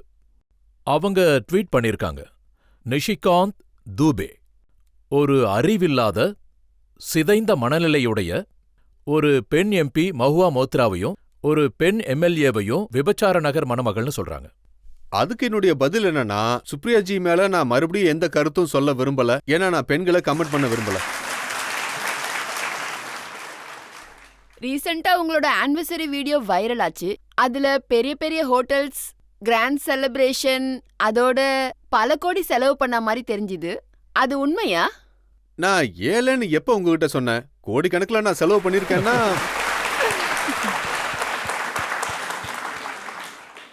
இப்போ அவங்க சொன்ன அந்த வீடியோ வைரல் ஆனப்போ அதுக்கப்புறம் ஒரு குற்றச்சாட்டு சொல்லப்பட்டுச்சு. மொத்த பாதுகாப்பும் குல்மர்க்ல, பெஹல்காம்ல உங்களுக்காக அமைக்கப்பட்டிருந்தது, வந்திருந்த விஐபிஸ்க்கு அமைக்கப்பட்டிருந்தது. அதனாலதான் பெஹல்காம்ல சரியான பாதுகாப்பு இல்லைன்னு சொன்னாங்க. காஷ்மீரின் மக்கள் அமைப்பும் இந்த பூகோளமும் தெரியாம இருந்தா நான் என்ன செய்ய முடியும்? பஹல்காமுக்கும் குல்மார்க்கும் இடையில 3 மணி நேரம் தூரம் இருக்கு. ஒருவேளை குல்மார்க்ல இருந்து பஹல்காம் போனாலும் அங்கிருந்து 3 மணி நேரம் ஆகும். அப்படி இருக்கும்போது 3 மணி நேரம் தூரம் இருக்கிற இடத்துல 7 நாளைக்கு முன்னாடி இது நடந்தது 14-15. பஹல்காம்ல அந்த சம்பவம் 22ஆம் தேதி நடந்தது. அதாவது 7 நாட்களுக்கு முன்னாடியே நான் எல்லா செக்யூரிட்டி கொண்டு வந்து வச்சுக்கிட்டேன்னா நான் 15ஆம் தேதியே கிளம்பிட்டேனே. இத பத்தி மக்களுக்கு தெரியாது. செக்யூரிட்டியை பத்தி சொல்லணும்னா, நான் நக்சலைட் பகுதியிலிருந்து தேர்ந்தெடுக்கப்பட்ட எம்பி. 2009ல இருந்து எனக்கு Y+ செக்யூரிட்டி இருக்கு. ஆனா இது வரைக்கும் என் வண்டி உங்க ஸ்டுடியோக்கு வரும்போது கூட நான் தான் வண்டி ஓட்டிட்டு வந்தேன். நான் என்னுடைய பாடி கார்ட்ஸை என் கூட கூட்டிட்டு வரதே இல்லை. போலீஸ் எனக்கு பாதுகாப்பு கொடுக்க விரும்புனா கொடுக்கலாம், இல்லைன்னா விட்டுறலாம். அங்க வந்தவங்க பல கட்சிகளை சேர்ந்த என்னுடைய எம்பி நண்பர்கள் தான். அங்க வந்தவங்கல்ல ஒருத்தர் கூட சாதாரண தொழிலதிபரோ அல்லது போலீஸ் அதிகாரியோ கிடையாது. எல்லாமே எனக்கு தெரிஞ்ச நண்பர்கள். எல்லாருமே எம்பி தான். அவங்கள சில பேருக்கு Z செக்யூரிட்டி இருந்தது, Z+ செக்யூரிட்டி இருந்தது, ஒருத்தருக்கு Y இருந்தது, ஒருத்தருக்கு Y+ இருந்தது. அது அவங்க செக்யூரிட்டினா ஜம்மு காஷ்மீர் அரசோட வேலை. அது நாங்க செக்யூரிட்டி கேட்டோமா? நான் செக்யூரிட்டி கேட்கவே இல்ல. அது எனக்கு தேவையும் இல்ல. பயமா இருக்காதா? எதுக்காக பயப்படணும்? என்ன பார்த்து மத்தவங்க தான் பயப்படுவாங்க தெரியுமா? இப்போ ஒரு பிரேக் எடுத்துக்கலாம். பிரேக் அப்புறம் ஆப்கி அதாலத்துல நிஷிகாந்த் தூபே மீது அடுத்த குற்றச்சாட்டு என்னன்னு பார்க்கலாம். நீங்க சொன்னீங்க உங்களை பெரிய தலைவர்னு நினைக்கிறீங்க. பீகார் யூபிக்கு வந்தா உங்களை துரத்தி அடிப்போம்.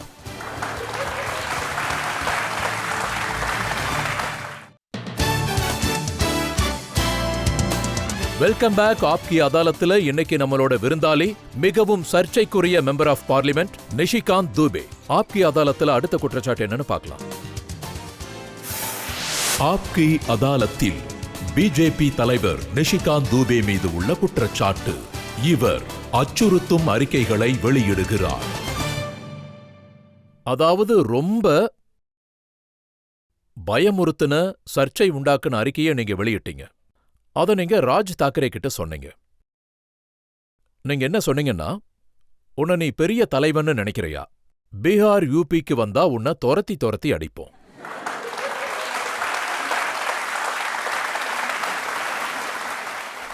அதாவது இந்த போராட்டம் அது என்னன்னு பாத்தீங்கன்னா, பீகார், ஜார்க்கண்ட், உத்தரப்பிரதேஷ், பெங்கால் மக்கள் மும்பைக்கு போறாங்க, மகாராஷ்டிராவுக்கு போறாங்க. ஆனா மகாராஷ்டிரா மக்களுக்கு, முக்கியமா மும்பையில் இருக்கிற மக்களுக்கு என்ன தோணுதுன்னா, இவங்க எங்களோட பங்கை எடுத்துக்கிறாங்க, அதோட பீகார் மக்களுக்கு அதிகமா கொடுக்கறாங்கன்னு நினைச்சுக்கிறாங்க. இந்த நாட்டில் நாங்க தான் அதிகமா டாக்ஸ் பே பண்றோம். மும்பை இல்லனா, மகாராஷ்டிரா இல்லன்னா இந்த நாடே ஈங்காதுன்னு நினைச்சுக்கிட்டு இருக்காங்க. இதுதான் பல வருஷமா நடந்துகிட்டு இருக்கிற போராட்டம். இத பத்தி நான் என்ன சொல்றேன்னா, ஒருவேளை பீகாரும் ஜார்க்கண்டும் இல்லன்னா, மத்திய பிரதேசமோ சத்தீஸ்கடோ இல்லன்னா, மும்பை எதை விற்பனை செய்யும்? ஸ்டேட் பேங்க் ஆஃப் இந்தியா வரி செலுத்துறாங்க. நாடு முழுக்க ஸ்டேட் பேங்க் ஆஃப் இந்தியா வரி கலெக்ட் பண்ணிட்டு போய் டாக்ஸ் பே பண்றாங்க. எல்ஐசி கட்டுறாங்க, செபி கட்டுறாங்க, என்எஸ்சி கட்டுறாங்க. டாட்டாவோட ஹெட் குவார்ட்டர்ஸ் அங்க இருக்கு. ஜார்க்கண்ட் மட்டும் இல்லன்னா டாடா எப்பவும் பெரிய நிறுவனமா ஆயிருக்க முடியாது. இண்டால்கோ இல்லன்னா, பலாமோ சத்ரா இல்லன்னா அவங்களுக்கு பாக்சைட் மைன்ஸ் கிடைக்காது, பிர்லா இருக்காது, டால்மியா இருக்காது. இப்ப நீங்களே சொல்லுங்க, இவ்ளோ நிலக்கரி இருக்கு. இந்த நாட்டுல இருக்கிற 40 to 50% மைன்ஸ் அண்ட் மினரல்ஸ் ஜார்க்கண்ட்ல மட்டும்தான் இருக்கு. அதுக்கு முன்னாடி பீகார்ல இருந்தது. அதாவது நாங்க யுனைடெடா இருந்தப்ப. இங்க நம்ம தானே ராஜா. எங்களோட துரதிர்ஷ்டம் என்னன்னா, எங்க ஊர்ல கிளைமேட் சூட் ஆகிறது இல்ல. அதனால ஹெட் குவார்ட்டர்ஸ அந்த ஊர்ல வச்சிருக்காங்க. அந்த டாக்ஸ வச்சு நீங்க உங்கள ராஜாவா நினைச்சுக்கிறீங்க. நீ ராஜான்னு நினைக்கும் போது சாதாரண மக்களுக்கு உண்மையிலேயே ராஜாவா இருந்தா இந்த ஜனநாயகத்துல மக்கள் தான் உண்மையான ராஜா. அவங்க ஓட்டு போட்டாதான் நம்ம ஜெயிக்க முடியும். காந்தி குடும்பமோ நேரு குடும்பமோ ராஜா கிடையாது. போராட்டம் இதை பத்தி தானே. காந்தி நேரு குடும்பத்துல நடக்கிற அதே போராட்டத்தை தான் நான் ராஜ் தாக்கரே கிட்ட சொன்னேன். அதை அவர் புரிஞ்சுக்கிட்டா சரி, புரிஞ்சுக்கலன்னா என்ன பண்ண முடியும்? அவங்க புரிஞ்சுக்கிட்டாங்க. மும்பைக்கு வந்தா மூழ்கடிச்சு கொல்லுவோம். அதுக்கப்புறம் தான் நான் 4 முறை போயிட்டு வந்துட்டேனே. அதுக்கப்புறம் தான் நான் 4 முறை மும்பைக்கு போயிட்டு வந்திருக்கேன். நான் சொல்லப்போனா என்சிபி தலைவர்களையே சந்திச்சேன். ஆனா நீங்க சுப்ரீம் கோர்ட்டையே அச்சுறுத்துற மாதிரி பேசியிருக்கீங்க. நீங்க சுப்ரீம் கோர்ட்டை பத்தி என்ன சொல்லியிருக்கீங்க? சீஃப் ஜஸ்டிஸ் ஆஃப் இந்தியாவை பத்தி என்ன சொல்லியிருக்கீங்கன்னு கேளுங்க.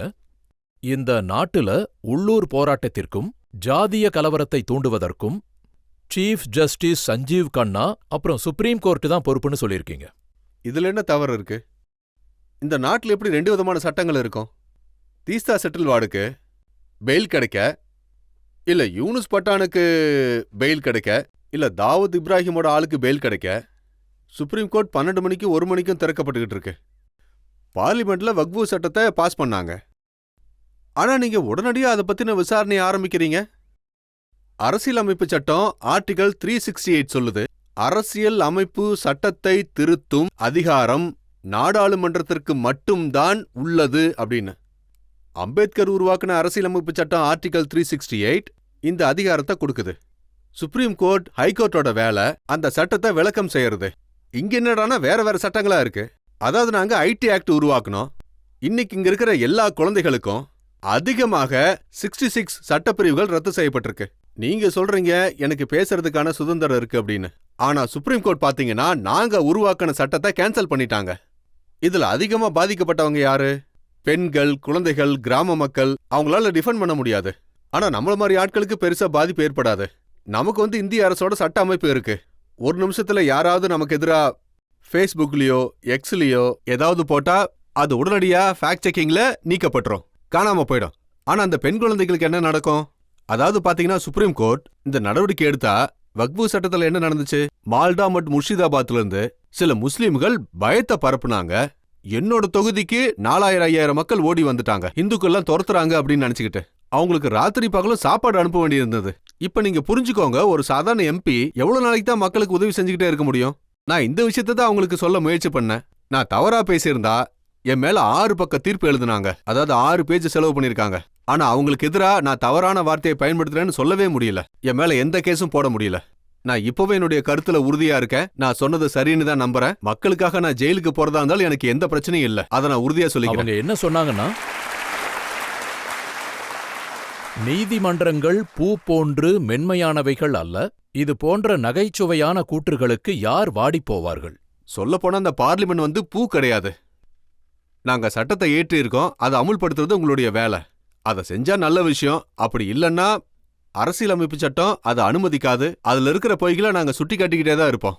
நாடாளுமன்றத்தில் இருந்த பல பேர் ஜெயராம் ரமேஷ் சொன்னாரு. அதாவது நிஷிகாந்த் தூபே திட்டமிட்டு சுப்ரீம் கோர்ட்ட ஒரு இலக்கா எடுத்து பேசுறாருன்னு சொன்னாரு. 100 எலிய சாப்பிட்டுட்டு பூனை ஹஜ்ஜுக்கு போன மாதிரி இருக்கு. ஹைகோர்ட்டோட தீர்ப்பின் அடிப்படையில் தான் எமர்ஜென்சியை அமுல்படுத்தப்பட்டது. நீங்களும் ஜெயிலுக்கு போயிருப்பீங்க 75ல இருந்து 77 வரைக்கும். ஸ்வரன் சிங் கமிட்டி அடிப்படையில அரசியலமைப்பு சட்டத்தின் பல பிரிவுகளை அவங்க நீக்கிட்டாங்க. ஜனாதிபதியின் அதிகாரங்களை குறைச்சிட்டீங்க. 16 நீதிபதிகளை தவிர்த்து சந்திரசூட சீஃப் ஜஸ்டிஸா நியமிச்சீங்க. ஜஸ்டிஸ் HR கண்ணா ராஜினாமா செய்ய வேண்டி வந்தது. இதுக்கெல்லாம் காங்கிரஸ் கிட்ட இருந்து எனக்கு எந்த சாட்சியும் தேவைப்படல. நீதி அமைப்பு மேல எங்க கட்சிக்கு நம்பிக்கை இருக்கு. நீதி அமைப்பு சொல்றதை நாங்க பின்பற்றிட்டு போறோம். காங்கிரஸ் பேசுற விஷயங்களை நான் கேட்க மாட்டேன், மக்களையும் கேட்க வேண்டான்னு தான் சொல்லுவேன். இப்போ இம்ப்ரெஷன் எப்படி மாறுதுன்னா, நிஷிகாந்த் தூபே நினைச்சாருன்னா சுப்ரீம் கோர்ட்டையே மிரட்டலாம். இல்ல, நான் என்னுடைய கருத்துக்களை சரியான வழியில தான் சொல்லியிருக்கேன். சுப்ரீம் கோர்ட்டை யார் மிரட்ட முடியும்? நீதி அமைப்பு மேல எல்லாருக்கும் நம்பிக்கை இருக்கு. நான் சொல்றது ஒண்ணுதான். இந்திய அரசியலமைப்பு சட்டம் ஒரு சட்டத்தை உருவாக்குது அப்படின்னா அதை மரியாதையா அனுசரிக்கணும். செக்ஷன் 377 நீக்கிட்டாங்க. செக்ஷன் 66A நீக்கிட்டாங்க. NGT மாதிரி உருவாக்கிட்டாங்க. நீங்களும் பாக்குறீங்க NGT உருவாக்கணும்னு எந்த சட்டம் உங்களுக்கு அதிகாரத்தை கொடுத்தது? அதனாலதான் நீங்க சொல்லியிருக்கீங்க சுப்ரீம் கோர்ட் சட்டம் அமைச்சதுன்னா பாராளுமன்றத்தை மூடிடணும். எஸ், நான் இன்னைக்கு இந்த கருத்துல உறுதியா இருக்கேன். சட்டத்தை உருவாக்குற அதிகாரம் நாடாளுமன்றத்துக்கு மட்டும்தான் இருக்கு. சுப்ரீம் கோர்ட்டோட வேலை அதை மக்களுக்கு எக்ஸ்பிளைன் பண்றது மட்டும்தான். சட்டத்துல என்ன எழுதப்பட்டிருக்குன்னு அவங்க விளக்கி சொல்லணும். சுப்ரீம் கோர்ட்டோட வேலை சட்டத்தை உருவாக்குறது இல்ல. அதாவது சுப்ரீம் கோர்ட்ல உங்களை பத்தி சொல்லியிருக்காங்க, வகுப்புவாத வெறுப்பை பரப்பும் எந்த ஒரு முயற்சியும் ஹேட் ஸ்பீச் மூலம் இரும்பு கரங்களால் கையாளப்படும். அப்ப கேஸ் போடலாம்ல. இதை மட்டும் எழுதிட்டு ஏன் அப்படியே விட்டுட்டாங்க? அதோட அடுத்த கட்டத்துக்கு போக வேண்டியதானே? என்னை பத்தி 8 பக்கங்கள் தீர்ப்பு எழுதியிருக்கீங்க. அப்போ நிஷிகாந்த் தூபே மேல மான நஷ்ட வழக்கு போடுங்க, இல்லைன்னா எஃப்ஐஆர் போடுங்க, என்ன ஜெயிலுக்கு அனுப்புங்க. இப்போ உங்க கட்சியின் தலைவர் ராஜீவ் பிரதாப் ரூடி அவர் சொல்றாரு நிஷிகாந்த் தனியா ஒரு ஆட்சி நடத்துறாருன்னு. அதுல அமித்ஷா பேரை பயன்படுத்துறாருன்னு சொல்றாரு. ராஜீவ் பிரதாப் ரூடிஜி என்னுடைய பழைய நண்பர். அவரு 1990ல முதல் முறையா எம்எல்ஏவர் தேர்ந்தெடுக்கப்பட்டாரு. பலமுறை எம்பியாவும் இருந்திருக்காரு. அவரு சொன்ன மாதிரி நான் தனி கட்சி நடத்துறேன் அப்படின்னா அதை விட சந்தோஷமான விஷயம் வேற எனக்கு எதுவுமே இல்லை. அவரே அப்படி சொன்னா எனக்கு சர்டிபிகேட் கொடுக்குறாருன்னா அதை விட எனக்கு பெரிய வாழ்த்து வேற என்ன இருக்க முடியும்? அதாவது நீங்க புரிஞ்சுக்க வேண்டியது, அவர் எனக்கு சர்டிபிகேட் கொடுக்குறாரு. இன்னொரு விஷயம் என்னன்னா, நான் மோடிஜி அமித்ஷாஜி பத்தி சொல்லணும்னா அவங்கள ட்ரம்பாலேயே அசைச்சு கூட பார்க்க முடியல. இந்த உலகமே அவங்கள அசைக்க முடியல. அப்படி இருக்கிறவங்கள நிஷிகாந்த் தூபே செயல்படுத்தவனா அது மொத்த உலகத்துக்குமே தெரியும். இதை விட ஒரு முட்டாள்தனமான பேச்சு இருக்க முடியுமா என்ன? ஒருவேளை மத்தவங்க சொல்ல நினைச்சத அவர் சொல்லியிருப்பாருன்னு நான் நினைக்கிறேன். அவர் சொன்ன 2 விஷயத்துல நான் சந்தோஷமா இருக்கேன். ஒரு விஷயம் நான் நடத்துறேன், இன்னொரு விஷயம் கட்சி தலைமை இப்படி நினைச்சது யார் மேல வேணாலும் குற்றச்சாட்டை சுமத்தலாங்கிறது. ஆனா இந்த சண்டை நடந்தது அவரு கான்ஸ்டிடியூஷன் கிளப் தேர்தல்ல நிக்கும்போது தானே நீங்க உங்க வேட்பாளரை நிறுத்தினீங்க, அதுவும் உங்க கட்சி தலைவருக்கு எதிரா. கான்ஸ்டிடியூஷன் கிளப் தேர்தல்ல அதுல மிகப்பெரிய சந்தோஷமான விஷயம் என்னன்னா, சோனியா காந்தி, மல்லிகார்ஜுன் கார்கே, கமல்நாத் ஜி, அப்புறம் சுஷில் சிண்டேவை நான் ஓட் போட வர வச்சேன். என்னோட இந்த முயற்சியை நீங்க பாராட்டியே தான் ஆகணும். ஏன்னா அரசியலமைப்போட தேர்தலை யாரும் சீரியஸா எடுத்துக்க மாட்டாங்க. இன்னொரு விஷயம் என்னன்னா, கான்ஸ்டிடியூஷன் கிளப்பை கெடுத்துருவோங்கிற பயத்துல உண்மையை பேச முடியாதா? ரூடி என்னுடைய நண்பரா இருந்தாரு. நான் இப்பவும் சொல்றேன், கான்ஸ்டிடியூஷன் கிளப் எம்பிக்கள் மற்றும் எக்ஸ் எம்பிக்களுக்காக மட்டும்தான். ஆனா அங்க டெல்லி போலீஸ் அதிகாரிகள், பிசினஸ்மேன்ஸ் இவங்களுக்கெல்லாம் அனுமதி இருக்கு. ஒருவேளை நாளைக்கு எனக்கு திரும்ப ஒரு வாய்ப்பு கிடைச்சா நான் மறுபடியும் ரூடிக்கு எதிராக ஒரு வேட்பாளரை நிச்சயம் நிறுத்துவேன். இந்த போராட்டம் தொடர்ந்துகிட்டே இருக்கு. உங்க வேட்பாளரை தோக்கடிக்க சோனியா காந்தியும் வருவாங்க, மல்லிகார்ஜுன் கார்கேயும் வருவாங்க. இதுதான் எனக்கு மிகப்பெரிய வெற்றி. காந்தி நேரு குடும்பம் மேல இவ்வளோ அக்கறை வச்சிருக்காங்க அப்படின்னா இதை விட அதுக்கு பெரிய உதாரணம் என்ன இருக்க முடியும்? ஆனா உங்க மேல பெரிய அளவுல அக்கறை வச்சிருக்கிறவரு ஜார்க்கண்ட் முதலமைச்சர். ஆனா பதவியிலிருந்து எப்ப வேணாலும் நீக்கிருவேன்னு அவரை பயமுறுத்துறீங்க. அவர் ஏற்கனவே சிறைக்கு போயிட்டு வந்தாரு, மறுபடியும் போவாரா என்னவோ. ஹேமந்த் சோரனை பத்தி நீங்க சொல்றீங்க ஜார்க்கண்ட இஸ்லாமிக் ஸ்டேட்டா மாத்த நினைக்கிறாரு, அவர் வெள்ள தொப்பிய விரும்புறாருன்னு சொல்லிருக்கீங்க. நாடு முழுக்க இருக்கிற முஸ்லிம்ஸ் 4%. ஆனா இடமாற்றம், மக்கள் வெளியேற இடங்கள்ல தொழில் இல்ல, மருத்துவம் இல்ல, அங்க எதுக்காக மக்கள் போய் வசிக்கணும்? மொத்த பங்களாதேஷ் முஸ்லிமும் இங்க வந்துட்டாங்க அவங்களுக்கு ஓட்டு போடுறதுக்கு. அப்ப எதிர்க்காம இருக்க முடியுமா? ஆதிவாசி மக்களுக்காக யார் குரல் எழுப்புவாங்க? நான் எப்பவும் பார்லிமெண்ட்ல தலித், பின்தங்கிய மக்கள், ஆதிவாசி மக்கள் அவங்கள பத்தி மட்டும்தான் நான் பேசிக்கிட்டு இருக்கேன். இதெல்லாம் வெறும் வார்த்தைக்காக பேசுறதா? வெறும் குரல் மட்டுமா? அந்த தொகுதியின் எம்பியா நான் என்ன செய்யணும்? இங்க இருக்கிற மக்கள் எல்லாரும் ஹேமந்த் சோரன் போன்ற தலைவர்களுக்கு எதிர்ப்பு தெரிவிக்கணுமா வேண்டாமா? நீங்களே சொல்லுங்க. இந்த கேள்வியை நான் மக்கள்கிட்டயே விட்டுறேன். அதனாலதான் நான் அவரை எதிர்க்கிறேன், எதிர்த்துக்கிட்டே இருப்பேன். அதோட எதிர்ப்புங்கிற எல்லைக்குள்ள எவ்வளவு சக்தி இருக்கோ அதை அத்தனையும் நான் பயன்படுத்துவேன். கேஸ் போட்டுக்கிட்டே இருப்பேன், எதிர்ப்பை காட்டிக்கிட்டே இருப்பேன். ஒரு நாள் ஜார்க்கண்ட் முக்தி மோர்ச்சா மற்றும் ஹேமந்த் சோரனை ஆட்சியிலிருந்து நீக்குவேன். ஆனா ஜார்க்கண்ட் மக்கள் ரொம்ப கோவமா இருக்காங்க. ஜார்க்கண்டுக்கு வர வேண்டிய திட்டங்கள், ராஞ்சிக்கு வர வேண்டிய திட்டங்களை நீங்க உங்க தொகுதிக்கு அமைச்சுக்கிட்டீங்கன்னு சொல்றாங்க. ஏர்போர்ட் வர வேண்டியது அத உங்க தொகுதியில் அமைச்சுக்கிட்டீங்கன்னு சொல்றாங்க, தன்பாதுக்கு பதிலா.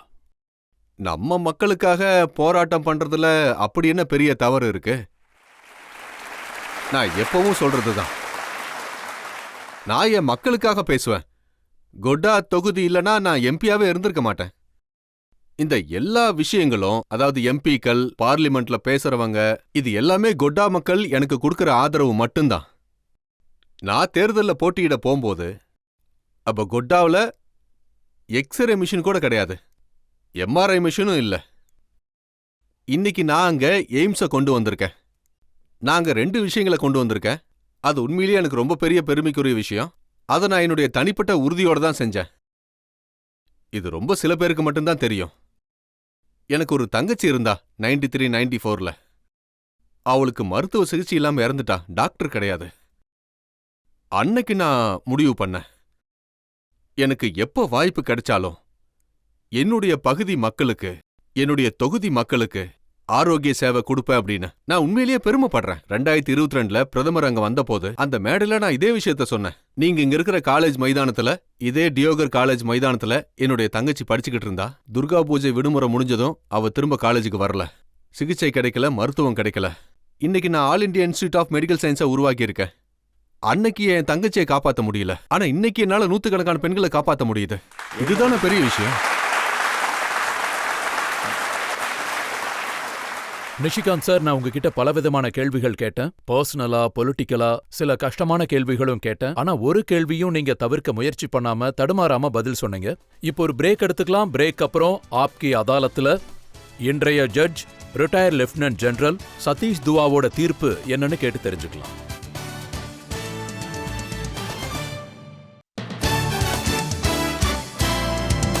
Welcome back. ஆப்கி அதாலத்துல இன்னைக்கு நாம வழக்க நடத்தணும் மிகவும் சர்ச்சைக்குரிய எம்பி நிஷிகாந்த் தூபே மீது. நாம் அவர்கிட்ட அவருடைய பர்சனல் லைஃபை பத்தி, அவர் பொலிட்டிக்கல் லைஃபை பத்தி, அவருடைய கான்ட்ரவர்சிஸை பத்தி, அவர் மீது வைக்கப்பட்ட குற்றச்சாட்டுகளை பத்தி கேள்வி கேட்டோம். இப்போ ஆப்கி அதாலத்துல இன்றைய judge retired lieutenant general Satish துவாவோட தீர்ப்பு என்னன்னு கேட்கலாம். நிஷிகாந்த் தூபே அவர்களே, சமீபத்திய நடவடிக்கைகள்ல ஒரு விஷயத்த கவனிச்சோம். நீங்க எப்போதும் ஆதாரங்களை அடிப்படையா வச்சு நம்பிக்கையுள்ள கேள்விகளை எழுப்புறீங்க, கருத்துக்களை வெளிப்படுத்துறீங்க. அது சிஐஏ ஆதாரங்களாகட்டும், அது இந்தியா சைனா ஒப்பந்தங்களாகட்டும், இது ஒரு நல்ல விஷயம். நாடாளுமன்றத்தில் எப்போதும் கருத்துக்கள், விவாதங்கள் நம்பிக்கையோட இருக்கணும்.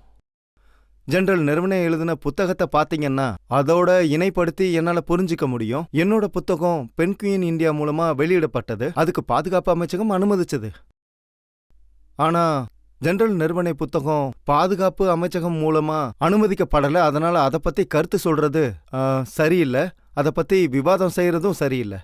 பார்லிமெண்டோட மரியாதையை காப்பாத்த இப்போ நீங்க சொன்ன 100% அட்டண்டன்ஸை பத்தி, பார்லிமெண்ட்ல என்ன மாதிரியான ஆடைகளை அணியணும்னு நீங்க சொன்னதை வச்சு, இதையெல்லாம் பார்க்கும்போது இந்த நீதிமன்றம் உங்க மூலமா பார்லிமெண்ட்டுக்கு ஒரு செய்தியை அனுப்ப விரும்புது. உங்க கலீக்ஸ்க்கு சொல்லுங்க, நீங்க எல்லாருமே மக்களோட பிரதிநிதிகள். அதோட மக்களோட பிரதிநிதிகளா இருக்கிற நிலையில நாடாளுமன்றத்தோட கடமை, அதாவது மக்களுக்கு முக்கியமான பிரச்சனைகளை பத்தி மட்டும்தான் விவாதிக்கணும்.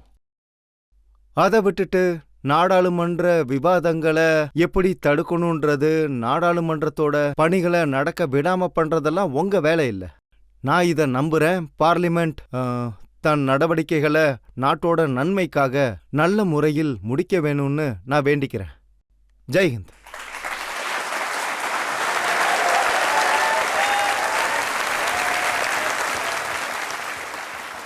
இந்த நம்பிக்கையோட, இந்த விசுவாசத்தோட நிஷிகாந்த் தூபே இதே மாதிரி நாடாளுமன்றத்துல தைரியமா அவருடைய கருத்தை சொல்லுவாரு. பயப்படாம தன்னுடைய எதிரிகளுக்கு பாடம் சொல்லிக் கொடுப்பாரு. இன்றைய வழக்கை இதோட முடிச்சுக்கலாம். அடுத்த வாரம் உங்களை மீண்டும் சந்திக்கிறேன் ஒரு புது விருந்தாளியோட. அது வரைக்கும் நன்றி, வணக்கம்.